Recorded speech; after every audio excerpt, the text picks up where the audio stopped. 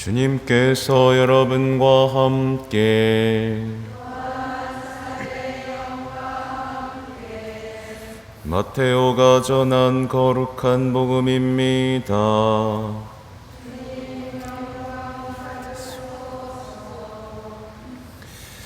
그때 예수님께서는 여러 가지 비유로 수속사제들과 백성의 원로들에게 말씀하셨다. 하늘나라는 자기 아들의 혼인잔치를 베푼 어떤 임금에게 비길 수 있다. 그는 종들을 보내어 혼인잔치에 초대받은 이들을 불러오게 하였다. 그러나 그들은 오려고 하지 않았다. 그래서 다시 다른 종들을 보내며 이렇게 일렀다. 초대받은 이들에게 내가 잔치상을 이미 차렸소.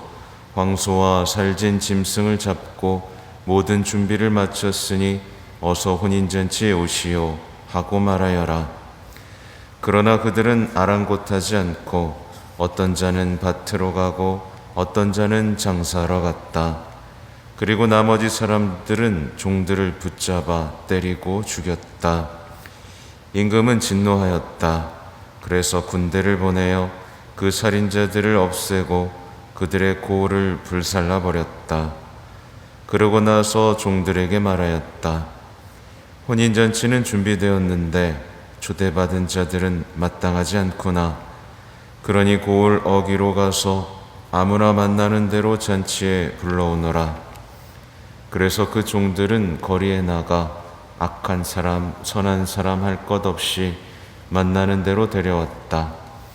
잔치방은 손님들로 가득 찼다.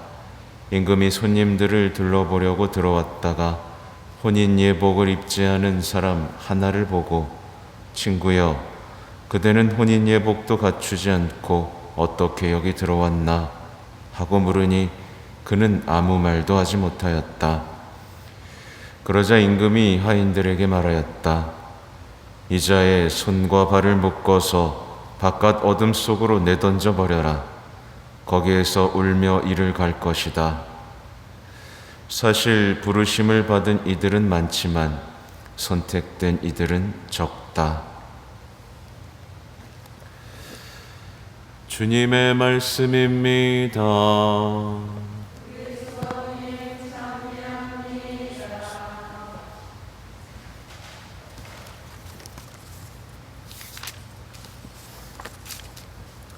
참 예수님, 잘 주무셨어요? 네, 어제 늦게 자가지고 정신이 하나도 없네요. 오늘 제 1독서를 보면 이제 나의 이름이 더럽혀졌다. 그러니까 주님께서, 하느님께서 나의 이름이 더럽혀졌다라는 표현을 쓰시죠. 그리고 이 더럽힌 것, 더럽혀진 주님의 이름의 어떤 거룩함을 회복하겠다는 말씀이 주어지는 거죠. 그러면 왜 주님의 이름이 더럽혀졌을까 생각해 보면, 이제 이스라엘 사람들이 자기들이 죄를 졌잖아요. 죄를 졌기 때문에 이제 어떻게 보면 유배도 가고 전쟁에서도 지고 그랬죠. 그러니까 하느님이 약해서 그런 게 아니었잖아요. 근데 주변 민족들은 어떻게 생각했겠어요? 에이, 쟤들의 주님은 약하구나. 우리가 믿는 신이 더 세구나. 쟤네가 믿는 신은 자기 백성들 하나 보호해주지 못하는구나. 이런 식으로 생각을 하게 된 겁니다. 그러니까 하느님의 이름이 얼마나 더럽혀진 거예요. 약하고 무력하고 보호해주지도 않는 그런 하느님으로 여겨진 거죠. 이게 오늘날에도 똑같이 벌어지고 있죠. 오늘날에도 하느님의 이름은 계속해서 더럽혀지고 있는데, 세상 사람들 뭐라고 얘기해요? 하느님은 무관심하다. 하느님은 사랑이 없다. 특히 돈보다 약하고 악마보다 약하다. 뭐 이런 식으로 생각하고 그래서 신은 죽었다. 이렇게 조롱하죠. 그러니까 오늘날에도 하느님의 이름은 더럽혀지고 있는 겁니다. 근데 이게 신앙인들 사이에서조차 벌어지고 있다라는 것이 큰일이죠. 신앙인들조차 하느님을 원망합니다. 얼마나 많은 신앙인들이 하느님의 이름을 더럽히는지 몰라요. 그러니까 자기들이 생각하는 행복을 지켜주지 못한다고 생각하는 거죠. 힘이 없고 무관심하다고 생각하는 거죠. 또 불가능하고 힘든 일만 요구한다고. 그렇죠? 예, 지켜주지는 않으면서 힘든 일만 시킨다. 뭐 이런 식인 겁니다. 사실 하느님은 사랑이시잖아요. 여기 계신 분들 사랑이시라고 믿고, 그렇죠? 사랑을 체험하고 있잖아요. 그러니까 사랑이시고 전능하신 하느님의 이름이 오늘날에도 여기저기서 더럽혀지고 있는 겁니다. 말하자면 어떤 신앙인이 기쁨을 잃고 살아가요. 더럽히는 겁니다. 그죠? 기쁨을 잃었다는 것은 마치 자기가 패배한 것처럼 사는 거거든요. 또 희망을 잃고 버림받은 것처럼 사는 사람, 사랑을 잃고 저주받은 것처럼 사는 사람, 또 기도를 멈추고 남 탓과 원망을 시작한 사람, 모두 주님의 이름을 더럽힌 사람입니다. 그러니까 나는 지금 주님의 이름을 거룩히 빛내고 있는가? 주님의 기도에 나오잖아요. 주님의 이름을 거룩히 빛내고 기쁨, 희망, 사랑 속에서 살아가고 있는지, 아니면 마치 주님이 죽은 것처럼, 없는 것처럼, 무력한 것처럼, 무관심한 것처럼 살고 있지 않았는지 돌아봐야겠죠. 그래서 주님은 이제 결심을 하시는 거예요. 나는 너희를 민족들에게서 데려오고 모든 나라에서 모아다가 너희 땅으로 데리고 들어가겠다. 예, 그러니까 다시 내가 너네들을 승리하는 민족으로 만들겠다라는 거죠. 왜요? 이스라엘이 착해서요? 아니요. 나의 거룩한 이름이 더럽혀졌기 때문에. 그렇기 때문에 다시 모아드리고 승리하겠다라는 말씀인데, 여기서 이제 물을 뿌려서 정결하게 하고 새 마음을 주고 새 영을 주고 살로 된 마음을 주고 그 법규를 준수하고 지키게 하겠다. 이게 뭐겠어요? 이제 회개시킨다는 거겠죠. 그러니까 하느님의 더럽혀진 이름을 회복하기 위해서 우리에게 회개하는 삶이 얼마나 중요한지가 이제 오늘 구약에서 드러나는 거죠. 말하자면 물과 성령으로 이제 새롭게 태어나는 삶에 대해서 말씀하고 계신 거예요.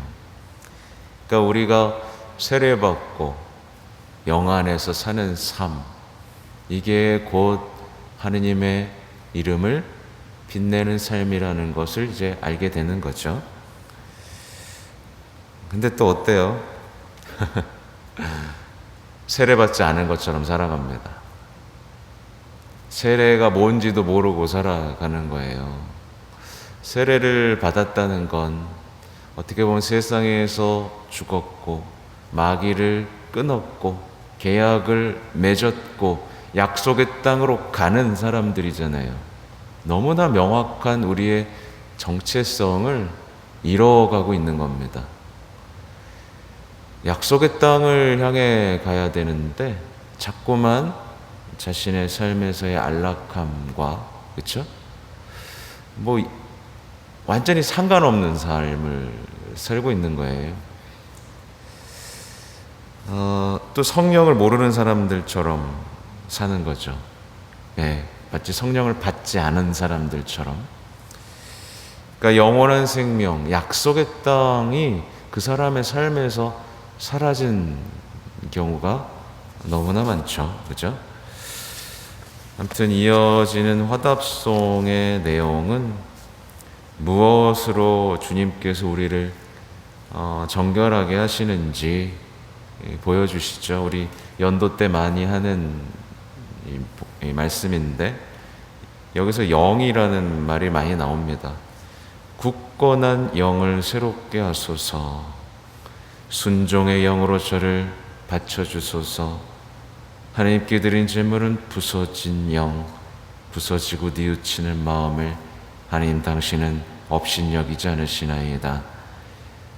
그러니까 우리가 회개하기 위해서 어떤 영이 필요한지가 명확하게 드러나고 있죠. 그렇죠? 굳건하고 순종하고 부서진 영.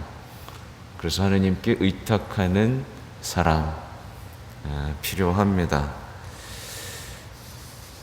독서의 내용도 어떻게 보면 비슷한 내용이죠. 하늘나라에 대한 얘기가 펼쳐지고 있잖아요. 그러니까 하늘나라는 혼인잔치를 베푼 어떤 임금에게 비길 수 있다. 그러니까 약속의 땅에 대한 얘기를 똑같이 하시는 거잖아요. 하느님께서는요, 하늘나라로 여러분을 초대하고 계시는 거예요. 그죠? 기쁘죠? 빨리 가야겠죠? 네. 지금 당장이라도 가고 싶죠? 그건 아닙니까? 왜요? 지금 당장 천국 간다면 가야지 않겠어요? 네. 그 정도의 그리움, 그 정도의 열망 있어야죠. 없으면 안 됩니다. 그렇죠? 하늘나라는 우리의 어떤 최고의 어떤 삶의 목표, 그죠? 우리의 갈망이 주제가 되어야 되죠. 근데 이제 보면 하느님은 초대하는데 초대받은 이들은 오려고 하지 않습니다. 네. 이 무슨 어찌된 일이에요. 초대했는데 오려고 하지 않는 겁니다. 예수님께서는 십자가의 죽음으로 하늘나라를 찢어 놓으셨는데, 그죠? 사람들은 하늘나라에 대해서 더 이상 관심을 갖지 않죠.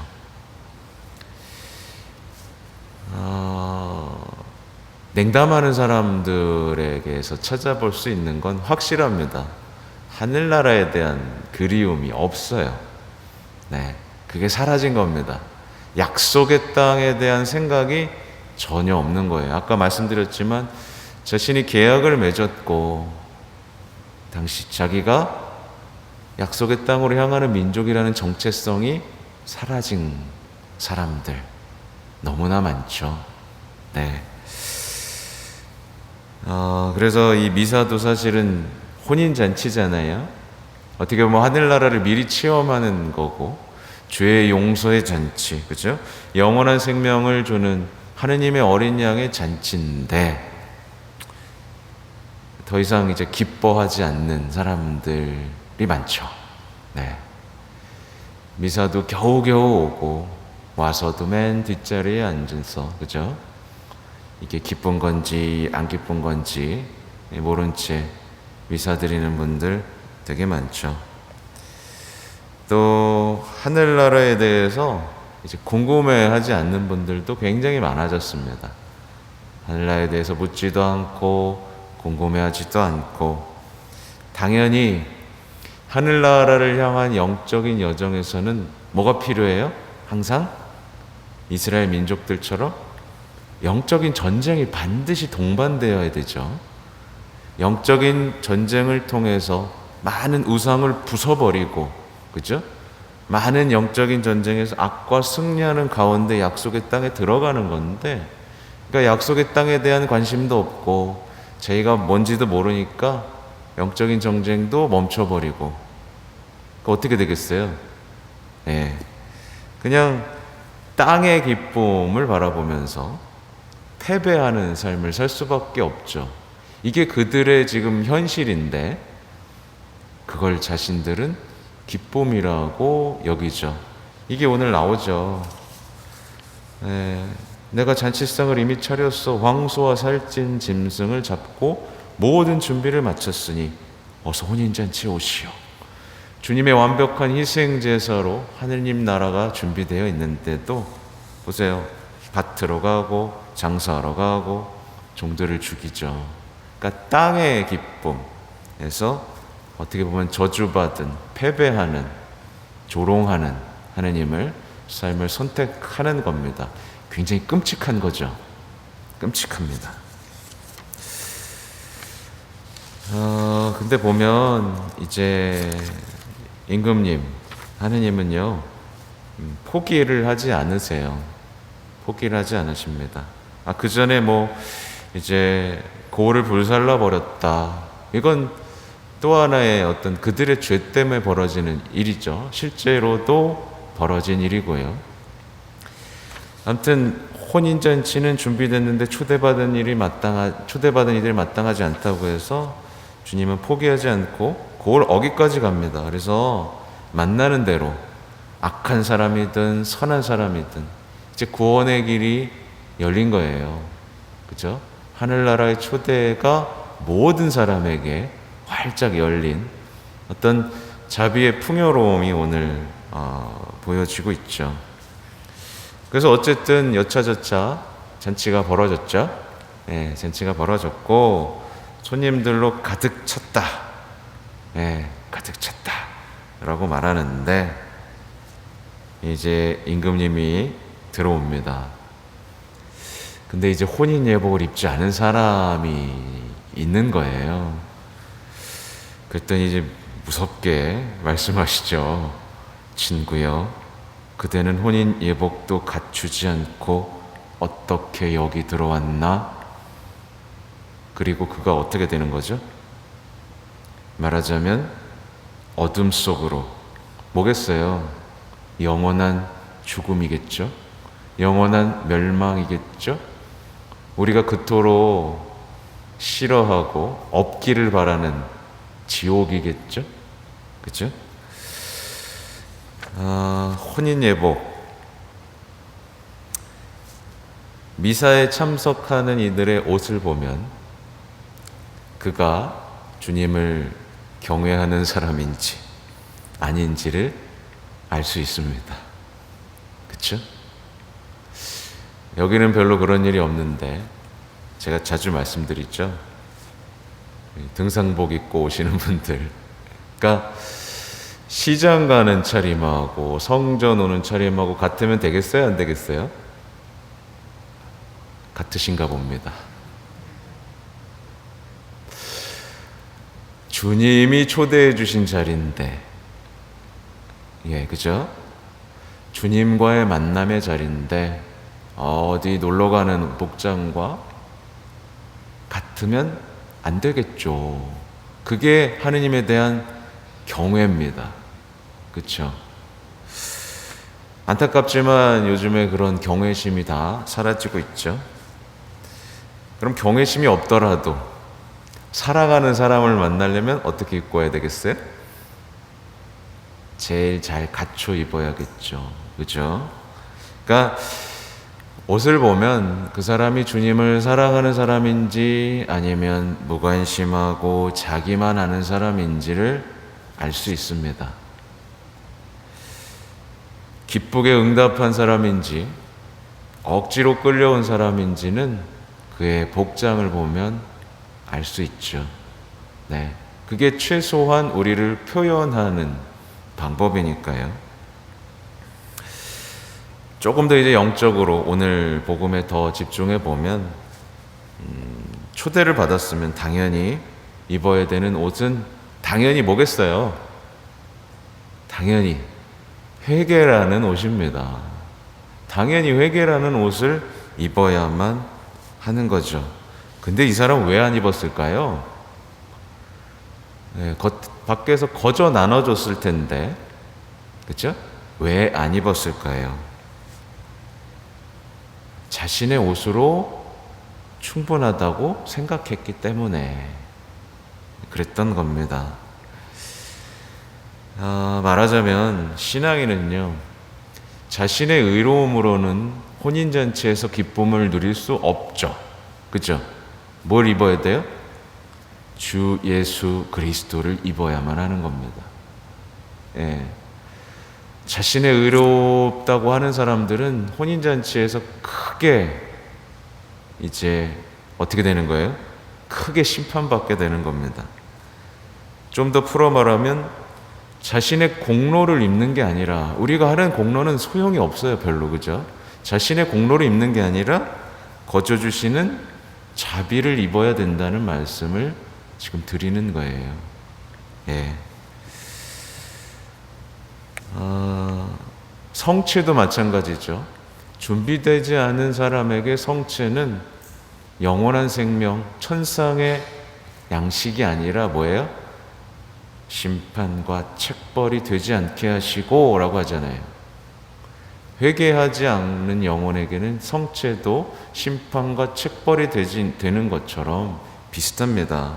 그러니까 초대받은 이들은 반드시 합당한 회개의 옷, 합당한 사랑의 옷을 입어야만 하는 거죠. 그렇죠? 너무 당연한 얘기입니다. 근데 이제 그게 안 되는 거예요. 그래서 주님께서 이렇게 말씀하시죠. 예수님이 부르심을 받은 이들은 많지만 선택된 이들은 적다. 이렇게 말씀을 하시는 거예요. 그러니까 지금 계속 반복해서 말씀드리는 거죠. 세례받은 사람은 맞습니다. 많아요. 그러니까 세례받을 때는 되게 기뻐합니다. 자기가 부르심을 받았다는 사실에 대해서 막 어떤 사람 세례받을 때 울잖아요. 예, 기쁘잖아요. 세례받을 때 옷 입고 오는 거 보세요. 제일 이쁜 거 입고 오잖아요. 예, 화장도 진하게 하고 옵니다. 그래서 기름 발라주면 막 손에 뭐예요? 그게 그게 막 여기 막 묻습니다. 예, 세례받을 때는 그렇게 기뻐하죠. 근데 이제 부르심에 합당한 삶을 사십시오. 그러면 슬퍼하면서 돌아섭니다. 이게 어떻게 된 일이에요? 그러니까 세례를 받은 것까진 좋은데 이제 약속의 땅의 여정으로 함께 가자. 그러면 이제 싫은데요. 이렇게 얘기를 해버리는 겁니다. 정말 안타까운 일이죠. 말하자면 그런 겁니다.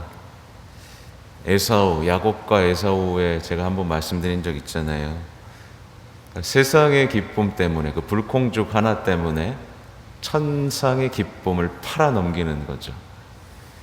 그러니까 순간적인 쾌락, 무가치한 욕망 이런 것 때문에 천상의 상속권을 팔아넘기는 그런 어리석은 사람들이 되는 겁니다.